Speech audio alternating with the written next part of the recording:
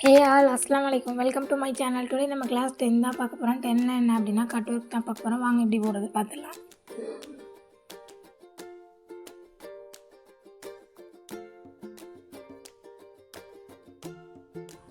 First இந்த மாதிரி ஒரு ஸ்கொயர் ஷேப் வரைஞ்சிக்கோங்க. அதுக்கப்புறமா அதுலேயே 4ஆக பிரித்து 4 பாக்ஸ் உருவாக்கிக்கோங்க. இல்லை உங்களுக்கு வேறு மாதிரி நான் போட்டுக்கிறேன் அப்படின்னாலும் ஓகே தான். ஆனால் சர்க்கிளில் போடாதீங்க, கஷ்டமாக இருக்கும்.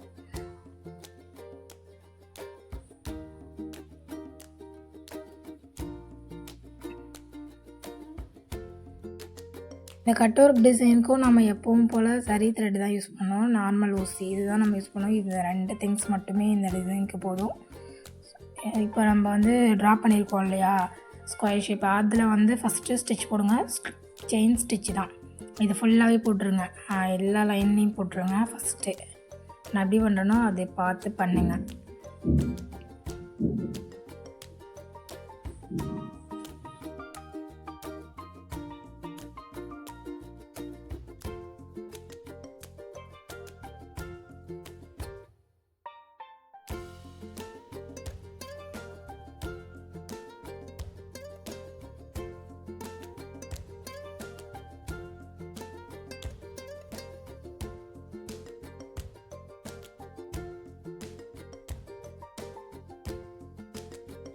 இப்போ அதே மாதிரி அந்த சர்க்கிள் ஷேப்பை சுற்றி நம்ம செயின் ஸ்டிச் போட்டோம். இப்போ சென்டரில் லைன் இருக்கு இல்லையா, அதில் செயின் ஸ்டிச் போட்டுக்கணும் ஃபஸ்ட்டு.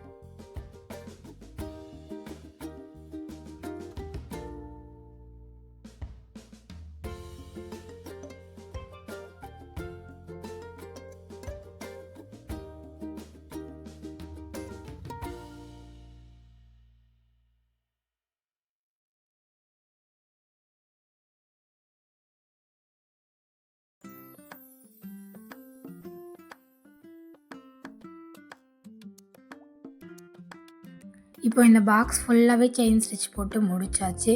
இதுக்கப்புறமா நம்ம இந்த லைன் போட்டிருக்கோம் இல்லையா, செயின் ஸ்டிச் போட்டிருக்கோம் இல்லையா இந்த பாக்ஸில், இதுக்கு மேலே நம்ம இன்னொரு ஸ்டிச் போட போகிறோம். அது என்ன அப்படின்னா மடுக்கன் ஸ்டிச்சு. அது கிளாஸ் 5ல் சொல்லி கொடுத்துருப்பேன், அதை பார்த்து பண்ணுங்கள். மடுக்கன் ஸ்டிச் எப்படி போடணுங்கிறது, இல்லை இந்த வீடியோவில் பார்த்து போட்டிங்கனாலும் உங்களுக்கு ஓகே தான்.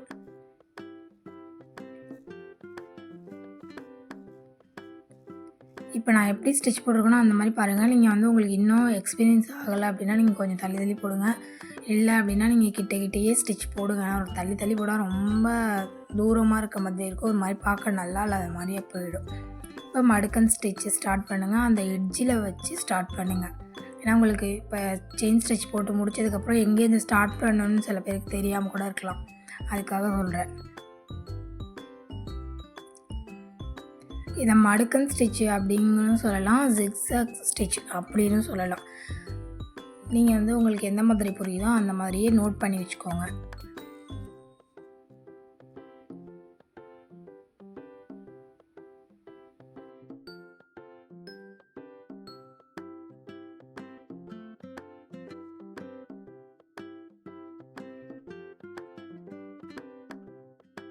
இப்போ அந்த ஸ்டிச் மேலே மடுக்கன் ஸ்டிச்சும் போட்டு முடிச்சாச்சு. பாருங்கள், உங்களுக்கு நான் ஜூம் பண்ணி காட்டியிருக்கேன். இதுக்கப்புறம் நம்ம கட் பண்ண போகிறோம். அதாவது நான் கட் பண்ணியிருக்கிறது தெரியுதா, எப்படி கட் பண்ணலாம் அப்படிங்கிறத சொல்கிறேன், வெயிட் பண்ணுங்கள். கட் பண்ணுறதுக்கு கட்டர் யூஸ் பண்ணுங்கள், கத்திரிக்கோல் யூஸ் பண்ணாதீங்க. அதே மாதிரி பத்தி எதுவும் யூஸ் பண்ணிடாதீங்க. துணி ரொம்ப பெருசாக ஓட்டுவதும் அந்த சரி த்ரெட் அந்துடும், அது எரிஞ்சு அந்து போயிடும். ஏன்னா ஸ்டார்டிங்கில் எனக்குமே அந்த பிரச்சனை இருந்துச்சு. அப்புறமா நான் வந்து இந்த மாதிரி கட்டர் வச்சு பொறுமையாக ஹேண்டில் பண்ணுங்கள்.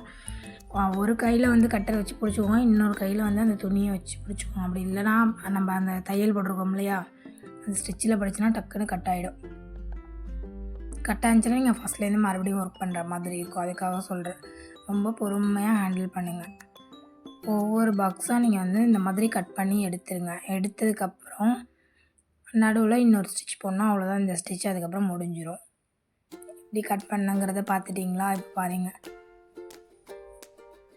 நடுவில் நம்ம லைன் போட்டு அதுக்கு மேலே ஸ்டிச் போட்டோம் இல்லையா, அதுக்கு மேலே தான் இப்போ நம்ம வந்து ஒர்க் பண்ண போகிறோம்.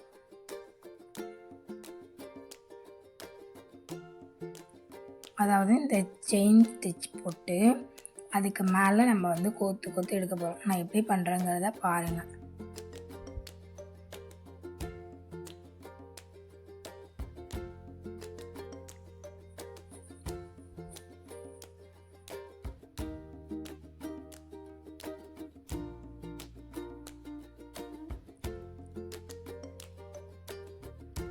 நடுவில் உங்களுக்கு வந்து அந்த ஸ்டிச் போட்டது நகர்ற மாதிரி இருந்துச்சு அப்படின்னா ஒரு கையில் பிடிச்சிக்கோங்க, கீழே கை வச்சு பிடிச்சிக்கோங்க. அதே மாதிரி ஒரு லைனில் நீங்கள் வந்து ஸ்டிச் போட்டு முடிச்சிட்டிங்க அப்படின்னா இன்னொரு லைன் வந்து நகராது, எதுவுமே பண்ணாது. இன்னொன்று வந்து நீங்கள் யூஸ் பண்ணி கரெக்டாக போட்டுடலாம்.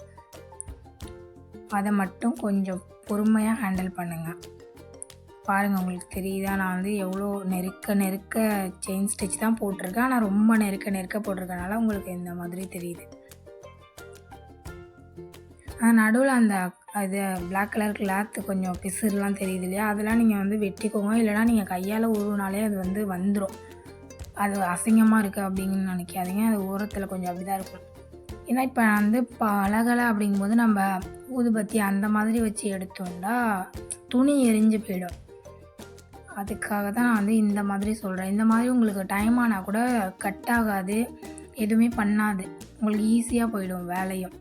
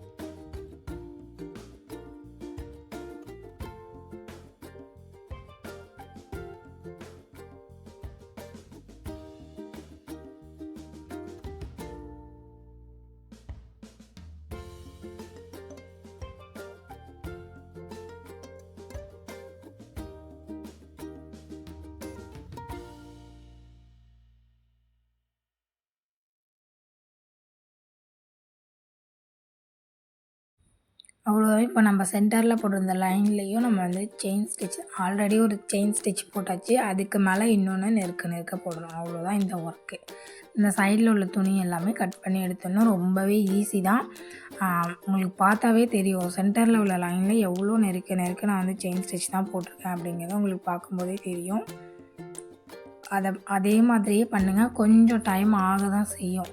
இப்போ இதுக்கு மேலே நீங்கள் இன்னும் டிசைன் வேணும் அப்படின்னா அதுக்கு மேலே நீங்கள் வந்து பீட்ஸ் லோட் பண்ணிக்கலாம். இல்லை வந்து திலகம் ஷேப் அந்த மாதிரி ஸ்டோன் வச்சு நீங்கள் ஒட்டினாலும் ஒட்டிக்கலாம். அது வந்து உங்களோட விருப்பம். அந்த ஆரி ஒர்க் பொறுத்த வரைக்கும் நான் அப்படியே சொல்லியிருப்பேன், நம்மளோடைய க்ரியேட்டிவிட்டி தான். உங்களுக்கு பார்த்தாலே தெரியும் எந்த அளவுக்கு நான் வந்து பொறுமையாக பண்ணுங்கள். ஆனால் அவசரப்படாதீங்க. ஸ்டிச் வந்து புரியலை அப்படின்னா வீடியோ வந்து 1க்கு 2 டைம் பாருங்கள், கண்டிப்பாக புரியும். கொஞ்சம் பொறுமையாக ஒர்க் பண்ணுங்கள். வீடியோ பிடிச்சிருச்சு அப்படின்னா லைக் பண்ணுங்கள், ஷேர் பண்ணுங்கள், சப்ஸ்கிரைப் பண்ணுங்கள். உங்கள் ஃப்ரெண்ட்ஸ் அண்ட் ஃபேமிலிக்கு மறக்காமல் ஷேர் பண்ணுங்கள். தேங்க்ஸ் ஃபார் வாட்சிங்.